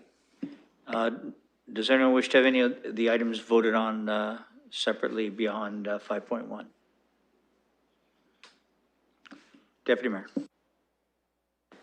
Then I'll be happy to put all of the items with the exception of number 7 on the council agenda, 5.1 on the committee agenda on the floor for consideration. I have a comment on one of them, but I'll see if there are other committee comments first. Other comments or questions on all but 5.1?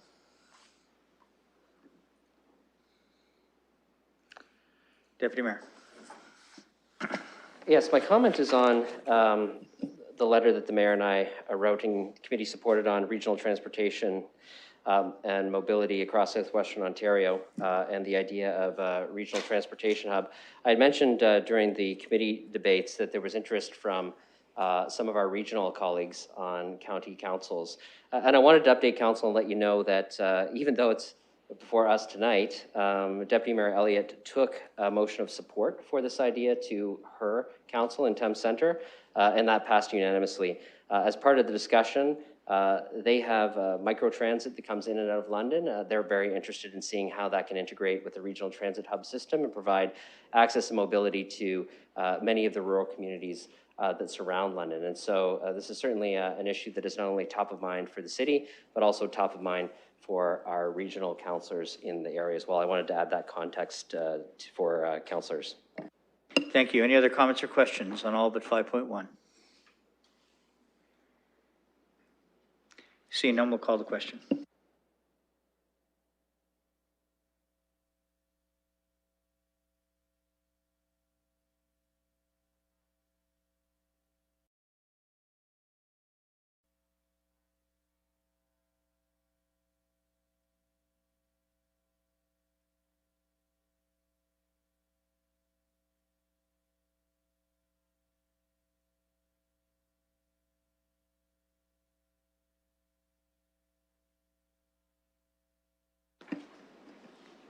Councillor Hillier?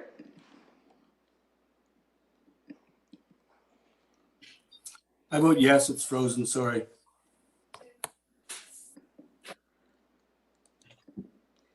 Councillor Kayabaga?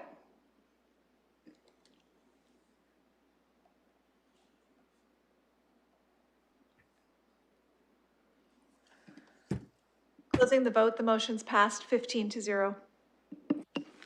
Deputy Mayor. 5.1 from the committee report is an action that committee took with respect to a piece of correspondence from Councillor Van Holst. The action was that the correspondence be received and no further action be taken. I'll put that on the floor. Any comments or questions? Councillor Turner? Thanks, Your Worship. For a bit of time, I've had to recuse myself from any discussion about this matter. I no longer work for the Middlesex London Health Unit, so the gloves are off. I've spent the last 18 months fighting COVID, and I have heard comments that have come forward in council that have disturbed me quite a bit. The threat that COVID-19 poses to our population is significant, and the role of our council and government and all the public officials that are involved with the COVID-19 response is to make sure that there's appropriate response and safety and measures to be taken to safeguard the public health.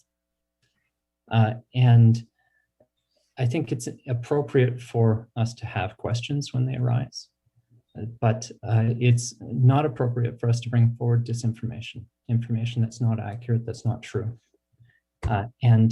This is where I have concerns, because in the motion itself here, it talks about and it alludes to some things.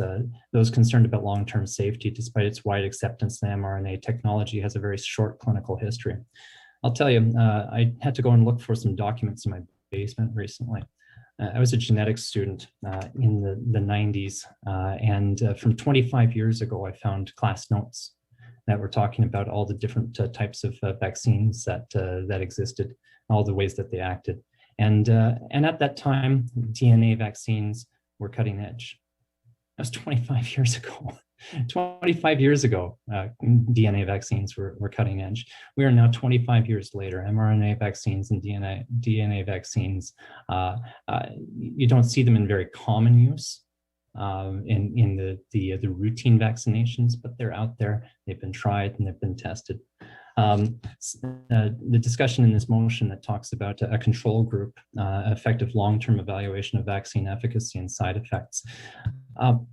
The approval given by Health Canada to the COVID-19 vaccines is one of the most robust review processes in the world.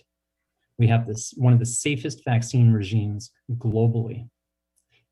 In the US, they provided emergency approval. Health Canada approved and provided full approval to the vaccines. So when these items come forward in a public forum, such as a municipal council discussion, what it does is only to serve doubt to those, because their leaders are questioning the efficacy and the appropriateness of the program. There's a very rigorous and robust discussion that happens in the scientific community. Not all of them will agree, but the overwhelming majority of scientists who have evaluated these vaccines and the programs are in lockstep with each other, that this is the appropriate course of action. There's significant evidence. It's overwhelmingly consensus. And on top of that, there's been an incredible demonstration of efficacy. We don't see that typically with vaccines in the same way. I mean, the flu vaccine doesn't have close to the same efficacy as this COVID vaccine. So perhaps I'm a little bit worked up about this because I've spent the past 6 months of my life trying to make sure that we can get as many people vaccinated as possible so that we can put this to bed. Because the councillor brought forward a similar motion with concerns about public health restrictions. Those public health restrictions need to be in place if we don't have a population immunity that firewalls further infections. So we've really got two paths. We can go with vaccination, or we can continue public health restrictions, or some combination thereof, but we can't have none. And that seems to be the routine assertion that I've heard from a few of these motions so far. So I have concerns about it.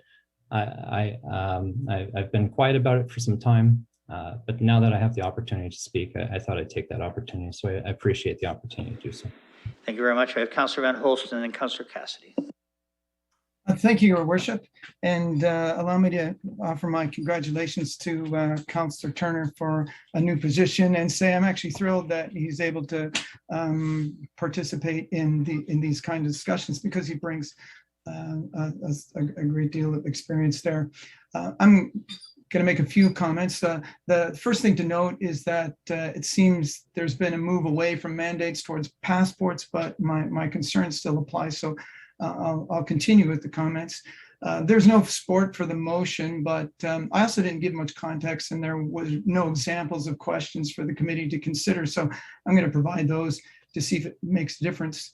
First, my context. I tend to parse our experience of COVID out into various layers. This is what actually happening physically. There's how much we are able to understand and accurately observe. It's how that gets interpreted and reported, and then there's our responses. And in some instances, I sense there's a layer of hypervigilance that draws our attention away from what could be important future concerns. So I see a risk of taking actions that we could come to regret beyond the context of the pandemic. So that was the reason for my request. Here's 4 questions I think they consider. One, are there legitimate reasons not to get the mRNA vaccine? For instance, I know people who already have trouble with heart inflammation, and they're concerned about their body producing spike proteins. To what lengths can we demand compliance when the vaccines seem to have a limited effectiveness that doesn't prevent you from catching, transmitting, or getting sick from COVID? I have friends who've expressed disappointment that they're with the vaccine because it only prevents the most serious outcomes, which were remote possibilities for them anyway. So other private mandates in the city have limited access to housing, employment, recreational activities. So what would be the reasonable in light of that efficacy? Now, decisions could be provincial, but sometimes they leave things in our hands. So what would the implications of those be? And then finally, how do we implement actions that are helpful but don't seem discriminatory? And there's certainly ways to do so. So in conclusion, I thought it would be worthwhile giving the committee a chance to consider the items in advance of potential debates and actions. So that's why I'm voting against the take no action part of the motion. Thanks very much, Councillor Cassidy.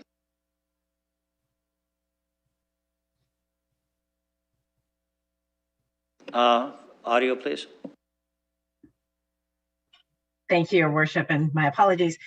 So I have voted against the committee motion simply because I thought that we didn't need to do the take no action part. And I also thought we don't know what's happening. This vaccine or this this pandemic has continually shifted. The virus continues to mutate, and perhaps at some point there may be a time when we do want to refer something to one of our advisory committees. I've had since time to reflect, and I realize if that does happen, then this council would have no problem reversing its decision and reconsidering that and referring this to an advisory committee. So I'm absolutely in favor of supporting the committee recommendation at this point. I also share Councillor Van Holst's glee at having Councillor Turner able to comment on all of these matters. I have worked with Councillor Turner in his role at the Middlesex London Health Unit for the past many years, but over the course of the pandemic, as chair of the board, I've really relied on Councillor Turner in that role. Sorry, that was my sister's crickets. His expertise, his wisdom has been invaluable. And, you know, as the Board of Health, we've been dealing with this since our board meeting in January of 2020. We knew this was coming. We were getting regular updates from Dr. Mackey and the staff at the health unit, including Councillor Turner. And so I've seen and witnessed and learned so much over the course of this time period, and I share the Councillor Turner's and I know you yourself, Mr. Mayor. I see you on the media updates, and I see the reports following those updates, and your urging of people in the community, if they are able to get the vaccine, and I share your urgency, your sense of urgency. I have a sister that's just still going through her cancer treatments who initially was unable to, so there are people that are unable to get the vaccine, absolutely, for sure. My sister was unable. She had an allergic reaction to one of the ingredients that was in her chemotherapy that is also in the mRNA vaccine. And she was just recently given the green light and got her first shot of vaccine. So she's the last one in my family, 12 and up, who, and that's many, many, many people, dozens of people, the last one that's been able to get her first shot of this vaccine. Everybody else is double vaxxed, and I'm very, very pleased with that. I also know in my own cancer treatment 9 years ago, that there was something similar. The kind of cancer that I had was seen as something very severe, was seen as something that had a greater likelihood of killing you because of technology. Similar kind of thing to this idea of the spike protein that's in the vaccines. In my cancer drugs that I took, it was the blocking these receptors, and it was conveyed to me like a key in a keyhole. So same idea. The drugs I took blocked the keyhole, so on my cancer receptors, and so that the cancer could not grow in my body. So I see this mRNA technology as something very similar, and as Councillor Turner says, it's been decades in use in cancer treatment, and it has saved countless lives, including my own. So I'm comfortable, as I said, to support the committee recommendation at this point. I think we can take no action. And again, if at some point we need to refer something about this to an advisory committee, I know that council will have no problem doing a vote of reconsideration. Thank you, Your Worship. Thank you. Unless there are any other comments, we will call the question, but any other comments? Seeing none, we'll call the question.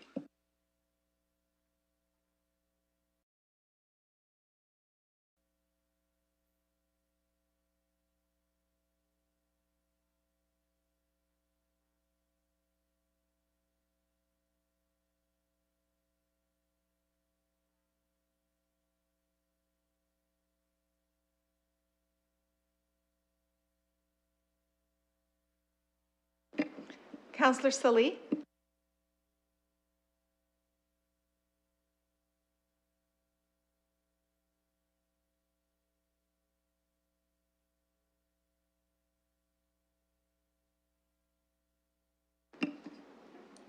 Closing the vote, the motion's passed 14-1. Thank you, colleague. Matters, no inquiries of which I've been made aware, nor emergent motions. So with that, let's go to the bylaws. which are bills 312 through 380 inclusive, and added bills 385 and 86. I'll look for a motion to approve. Councillor Lewis, seconded by Councillor Van Meerbergen. We'll call the question. Sorry. I see several people raising their hands. Let's start with Councillor Cassidy, since you seem to be the first. I think I just waved really hard. So I think it's the same as what the other councillors are looking at. It's bill number 378, if I could vote on that separately. Let's just confirm Bill 370. Is that? No, is that 378.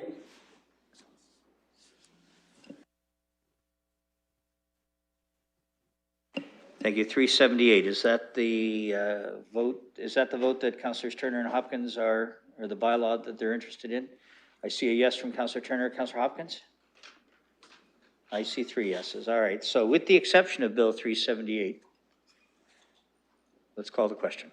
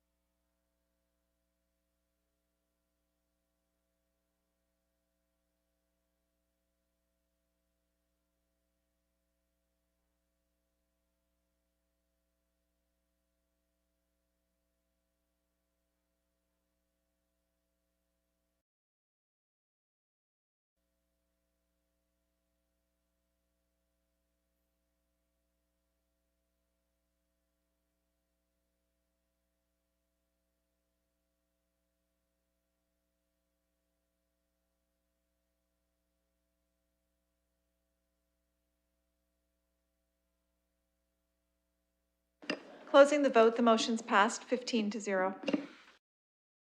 For mover and seconder for second reading of bills 312 through 380, including bills 385 and 386, with the exclusion of bill 378. Do I have a mover? I have Councillor Helmer, seconded by Councillor Hopkins. Comments or questions, colleagues?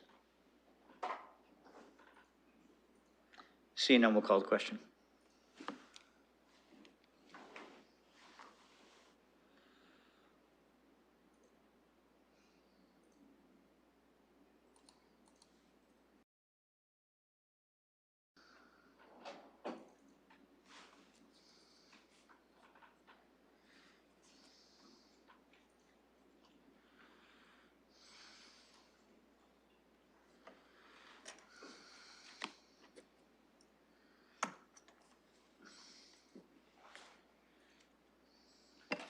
Closing the vote, the motion's passed 15-0. Thank you. Now, colleagues, for third reading, 312 through 380, inclusive, and added bills 385 and 386, with the exclusion of bill 378. I'll look for a mover, please. Councillor Elmer, seconded by Councillor Lewis. Thank you. We'll call the question.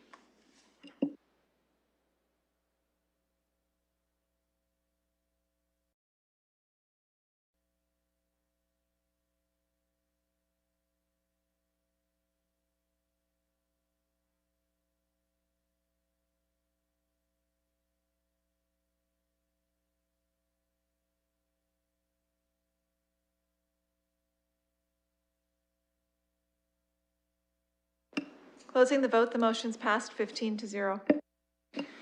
Thank you very much. Now, colleagues, with respect to 8, and for the benefit of colleagues, that has to do with the Old Wonderland Road project. So with that, I'll look for a mover and seconder of introduction, first reading of Bill 378, moved by Councillor Helmer, seconded by Councillor Lewis. Thank you. We'll call the question.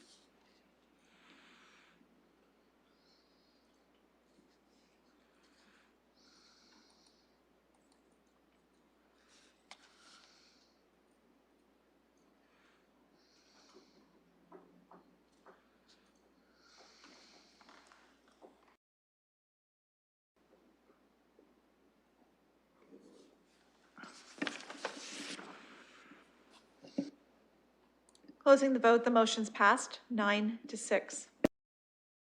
Mover and seconder of Bill 378, moved by Councillor Lewis, seconded by Councillor Hillier. Thank you. Any comments or questions? Then we'll call the question.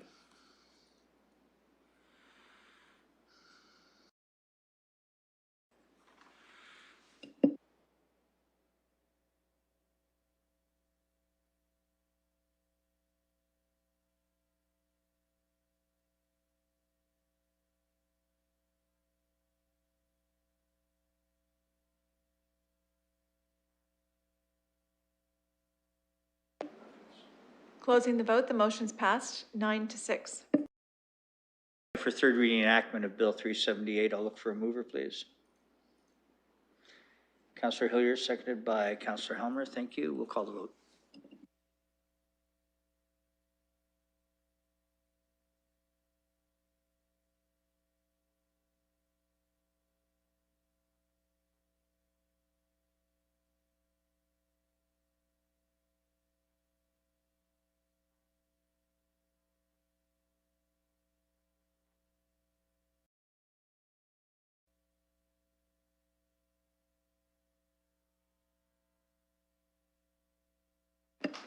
Closing the vote, the motion's passed 9-6.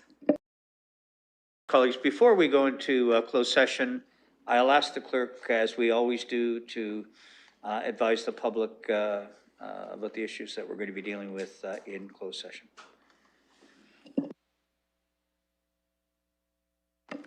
Thank you. Through the chair, there are 7 matters that are outlined on the council agenda. 1 matter relating to personal matters and identifiable individuals.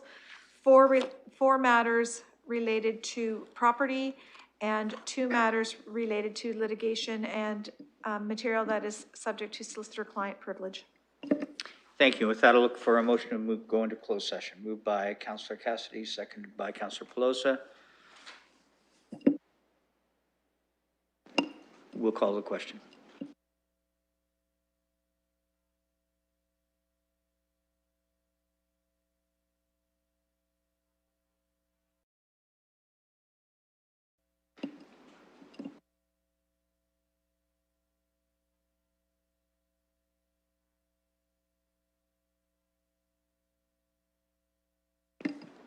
Closing the vote, the motion's passed 15-0.